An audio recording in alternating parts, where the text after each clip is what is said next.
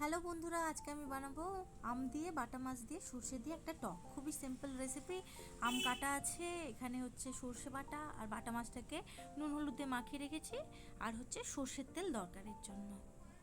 তো এখানে কড়াইতে সর্ষের তেল দিয়ে দিয়েছি। সর্ষের তেলটা ভালো করে গরম হলে আমি একের পরে একে মাছগুলোকে ভালো করে ভেজে নেব।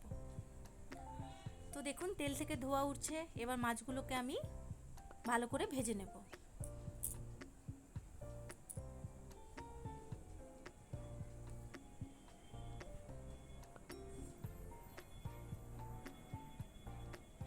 মাছগুলো ভালো করে উল্টে পাল্টে ভালো করে একটু ভালো করে ভেজে নিতে হবে।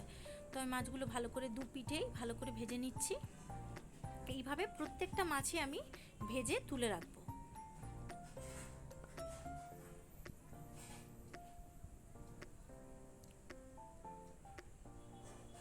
তো মাছগুলো আমার ভাজা হয়ে গেছে, এবার মাছগুলোকে আমি তুলে রাখবো।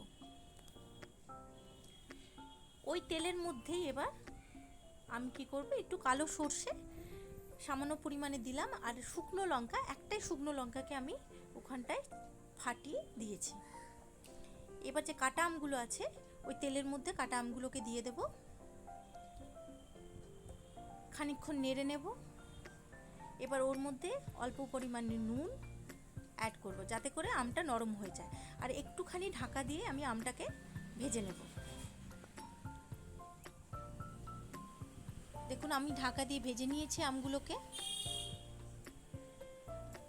আমগুলো ভাজা হয়ে গেছে, ভালোভাবে নরম হয়ে গেছে দেখুন। এবার এর মধ্যে আমি জল অ্যাড করব। তো আমি এখানে দেখুন জলের মধ্যে একটু পরিমাণে হলুদ গুলে দিয়েছি, জলটা অ্যাড করেছি, করে এবার আমটাকে জলের মধ্যে ফুটিয়ে নেব ভালো করে। আপনারা আগে থেকে সর্ষে দেবেন না, সর্ষেটা পরেই দেবেন। তো দেখুন ফুটে গেছে, এবার এর মধ্যে আমি মাছগুলোকে পরে একের পর এক করে দিয়ে দেব। তো সব মাছগুলোকে দিয়ে আমি আরও কিছুক্ষণ ফুটিয়ে নিয়ে আমি সর্ষেটা এর মধ্যে অ্যাড করব। কিছুক্ষণ ফোটানো হয়ে গেছে, এবার আমি সর্ষেটাকে অ্যাড করব। আর এটা একটু পাতলা রাখবেন, খেতেও ভালো লাগবে ভাতের সাথে, গরম গরম ভাতের সাথে এই গরমের দিনে এটা খুবই ভালো লাগবে, খেয়ে দেখবেন অবশ্যই।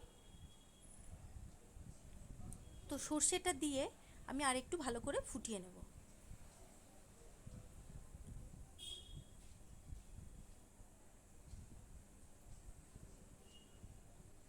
আচ্ছা, এখানে আমি সামান্য পরিমাণে লঙ্কা গুঁড়ো দিচ্ছি, কারণ একটু ঝাল হলে ভালো লাগবে, তো আমি তাই একটু অ্যাড করলাম। আপনারা আপনাদের মতো করে এটাকে অ্যাড করবেন।